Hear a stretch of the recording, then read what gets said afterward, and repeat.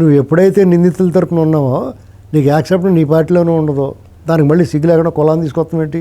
ఈ ప్రభుత్వం నిన్ను ఇగ్నోర్ చేస్తుంది, నేను అసలు పట్టించుకోవట్లేదు, నీ ఉనికిని గుర్తించట్లేదు. వాళ్ళు జగన్మోహన్ రెడ్డి అనేటువంటి వ్యక్తి రాజకీయాల్లో ఉండడానికి అర్హత లేదు, అసలు అది బయట తిరగడానికి అర్హత లేదు, జైల్లో ఉండాలి అతను.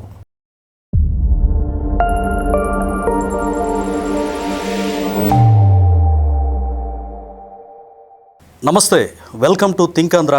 నేను మీ మాణిక్. మనతో పాటు ఉన్నారు ప్రముఖ రాజకీయ సామాజిక విశ్లేషకులు, కమ్మ కార్పొరేషన్ డైరెక్టర్ అడుసుమల్లి శ్రీనివాసరావు గారు. నమస్కారం సార్. నమస్కారం అండి. సార్, జగన్మోహన్ రెడ్డి గారు నిన్న ఎమ్మెల్యే విరూపాక్షని కర్నూలు జిల్లా జైల్లో కలిసిన సందర్భంగా ఆయన కీలక స్టేట్మెంట్ ఇచ్చారు. ఎల్లకాలం మీరే ప్రభుత్వంలో ఉండరు, నన్ను చాలా ఇబ్బంది పెట్టారు, ఇక 3 ఏళ్ళు ఉంది టైం మీకు, జైలు బయట నన్ను నిలబెట్టి నన్ను ఫోటో తీశారు, నేను లోపలికి వెళ్ళాక సూపరింటెండెంట్ని అడిగితే అందరినీ కూర్చోబెట్టి తీస్తారండి, మీరు కాబట్టి నిలబెట్టి తీశారని చెప్పి ఆయన చెప్పినట్టుగా మాకు ఆదేశాలు వచ్చాయని చెప్పినట్టుగా చెప్పాడు సార్. అలాగే మేము వచ్చాక ఇంతకు 2 ఇంతలు మేము చూపిస్తామంటూ కులాల ప్రస్తావన కూడా తీసుకొచ్చారు. మరి బీసీ అయినటువంటి విరూపాక్షని అలాగే లేని కేసులు పెట్టారు.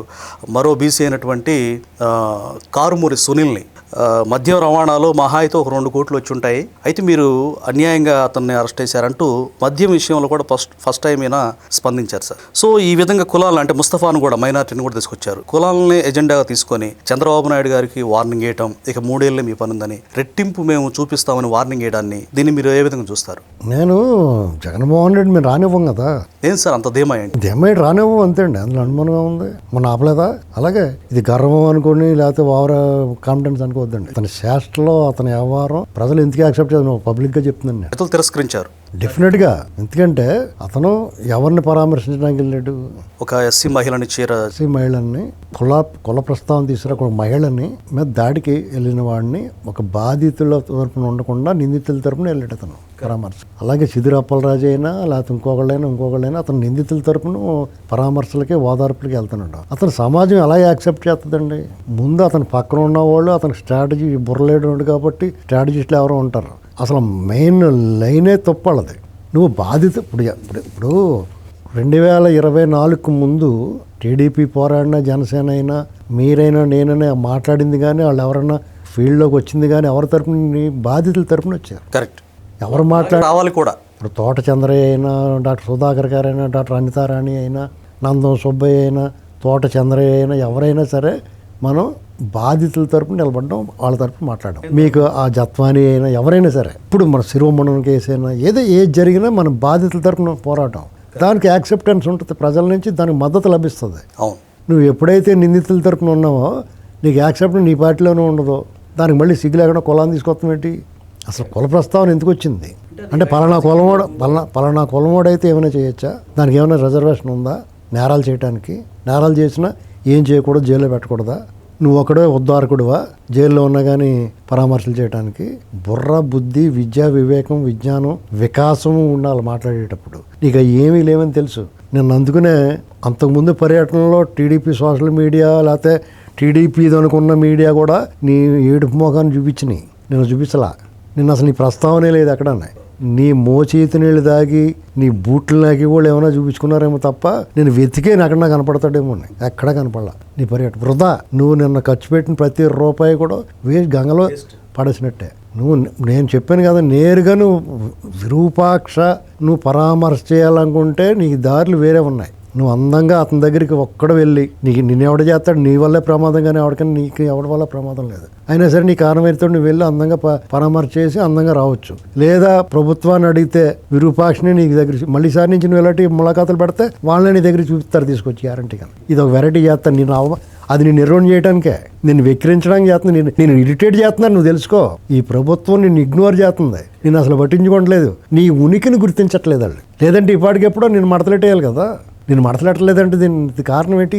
నీ ఉనికినే గుర్తించట్లేదు వాళ్ళు. ఆ నీ ఉనికి కోసం నీ పోట్లు ఇవన్నీ అంటే ప్రజలు కూడా ఇగ్నోర్ చేశారని. డెఫినెట్గా ఇగ్నోర్ చేసినట్టే కదా సార్. ఇప్పుడు ఆయన స్ట్రాటజీ ఒక రకంగా గమనిస్తే మీరు అన్నట్టు గతంలో జనసేన కానీ టీడీపీ కానీ పరామర్శిస్తే ఖచ్చితంగా బాధితుల పక్షాన్ని నిలబడి ఫైట్ చేసేవాళ్ళు. ఈయన ఆ సబ్జెక్ట్ లేక, అంటే ఈయన యొక్క సైన్యం మొత్తం కూడా ఈ అరాచకాలు రప్పారప్ప బ్యాచ్లు కాబట్టే నేను ఇక ప్రజల్ని భయపెట్టి నేను రాజకీయం చేయాలి, ఇక నాకు వేరే ఆప్షన్ లేదు, భయంతో సచ్చినట్టు అధికారులు కానీ ప్రజలు కానీ నాకు భయపడి నేను వాళ్ళు రూలింగ్ చేయాలి, నాకు ఇదే అస్త్రం అని ఎంచుకున్నాడు అంటారు ఆయన.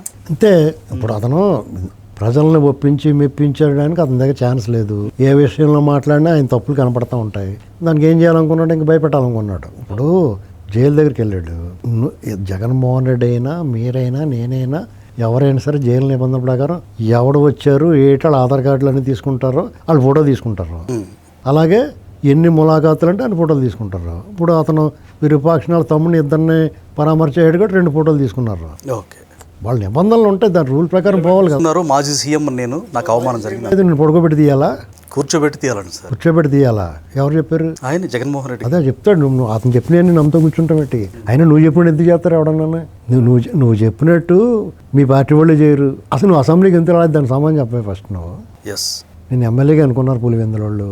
మీ మిగతా 10 మంది ఎమ్మెల్యేలు ఆయా నియోజకవర్గాల్లో ప్రజలు మా ఎమ్మెల్యే అసెంబ్లీకి వెళ్ళి మా గురించి ఏమైనా మాట్లాడతాడో, లేదా రాష్ట్రంలో మీ పార్టీ గురించి, రాష్ట్రంలో ప్రజల గురించి కూడా మాట్లాడతాడో అని ఎంచుకున్నారు. మీరు ఇంత రావట్లేదు.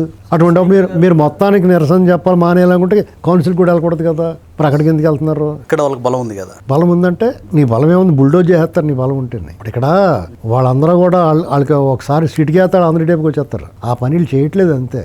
సార్, నిన్న స్పీకర్ గారు కూడా కీలక వ్యాఖ్యలు చేశారు. నేను కేంద్రానికి పంపించాను, పార్లమెంట్ నిర్ణయం తీసుకొని ఎవరైతే అసెంబ్లీకి రాని శాసనసభ్యులు ఉంటారో వాళ్ళని ఖచ్చితంగా జీతాలు కూడా ఇవ్వకూడదు, వాళ్ళ మీద కఠిన చర్యలు తీసుకోవాలని చెప్పారు. వాళ్ళు వచ్చి దొంగతనంగా రిజిస్టర్లో కూడా సంతకాలు పెట్టిపోవడం, దీన్ని ఏ విధంగా చూడాలంటారు? అదే అందుకనే ఆ ఫేస్ రికగ్నిషన్ పెట్టారు కదా. ఇప్పుడు వీళ్ళకి క్వార్టర్స్ కూడా కేటాయించకూడదండి.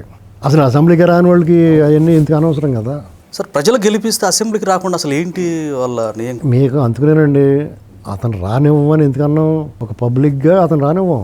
నువ్వు పనేటి నువ్వు అసెంబ్లీకి రానివాడు, నువ్వు వచ్చి ఎంపీతో నువ్వు ఇలాగే తిరుగుతూ ఉండు, ఎలాగ బొక్కలో పోయేదాకన్నా. అది ఎప్పుడు వేస్తారా అనేటువంటిది మేము అలా చూస్తూ ఊరుకు వెళ్ళమే కూడా ప్రెజర్ పెడతాం. ఊరికే చూస్తూ ఊరుకుంటారు అనుకుంటారు. ఎన్నాళ్ళు భరింతారో? పబ్లిక్ లిటిగేషన్ బిల్ వేస్తున్నారు. నీలాటువంటి రోడ్డు మీద వదిలేస్తాం వల్ల ప్రజలకు హాని కలుగుతుంది. కరోనా వచ్చినప్పుడు ఏం చేశారు? జనాలందరినీ క్వారంటైన్ చేశారు. ఈ ప్రజా జీవితంలో నిన్ను క్వారంటైన్ చేయాలి, అప్పుడు ప్రజలు సుఖంగా ఉంటారు.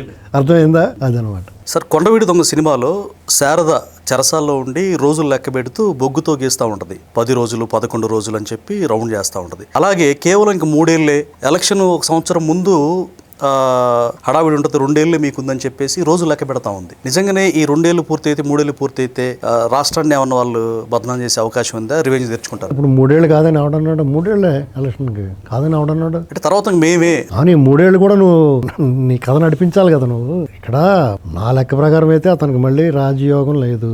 ఎందుకంటే అతను స్వయం కృతం. అది ఘోర పరాజయం అయిన తర్వాత ఎవడన్నా సరే బుద్ధి తెచ్చుకుని మనం ఏం తప్పులు చేసాం, మేము మళ్ళీ ఎటువంటి తప్పులు చెయ్యం, ప్రజల ముందు క్షమాపణ అడగడానికి ఎప్పుడూ భేషజం ఉండకూడదు. ఎందుకంటే ప్రజల్లో కోపం ఎంత ఉంటుందో వెంటనే కోపం చల్లారిపోయి మళ్ళీ తిరిగి ప్రేమ పొందడానికి కూడా అవకాశం ఉంటుంది. ఇప్పుడు 2019లో టీడీపీని ఓడించారు, 24లో అంతకు మించి విజయం ఇవ్వలేదా? కాబట్టి నీకు అవకాశాన్ని నువ్వు మళ్ళీ పాటు చేసుకున్నావు. నువ్వు ఓడిపోయినా కానీ నువ్వు మళ్ళీ ప్రజల్లోకి వచ్చి కనీసం నీ జేబులోంచి ₹10 సాయం చేయవు. పవన్ కళ్యాణ్ గారు అయినా టీడీపీ అయినా వాళ్ళ ట్రస్ట్ ద్వారాను లేకపోతే ఎవరైనా కష్టంలో ఉన్నారంటే డబ్బులు ఇచ్చి ఆదుకోవటం ప్రతిపక్షంలో ఉన్నా చేశారు. పవన్ కళ్యాణ్ గారు కౌలు రైతులని వాళ్ళ నీళ్ళని ఎవరన్నా డబ్బులు అడిగి ఇచ్చాడు. నువ్వు ₹10 కూడా ఇవ్వకుండా నువ్వు ఎంతసేపు దుబ్బెత్తాన్ని చూసేవాడు. ఈ చేత్తో నువ్వు ₹10 ఇచ్చింది ఎప్పుడన్నా ఉందా ఎవరికన్నా? ప్రజాస్వామ్యబద్ధంగా చెప్పేది 100% నిజం. నేను కూడా నమ్ముతున్నాను సార్, అదే మీరు నమ్మిందే. కానీ ప్రజల్లో తీవ్రంగా చర్చ జరుగుతుంది. నాకు ఇప్పుడు గుర్తొచ్చింది, అడుగుతున్నాను నేను.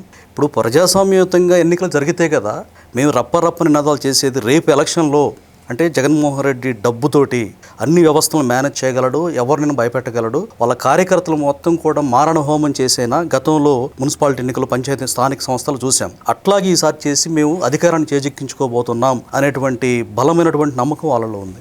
అలాగే కదండి, వాళ్ళు చెప్తారనుకో, మనం చర్చించుకోవడం కూడా మనకు కూడా బుద్ధి ఉండాలి కదా. 2024 ముందు అధికారులు ఎవరున్నారో అతనే కదా ఉన్నాడు. వాళ్ళందరూ కూడా పట్టపగ్గాలేని పూర్తిగా విషం నిండిన పాములు కదా.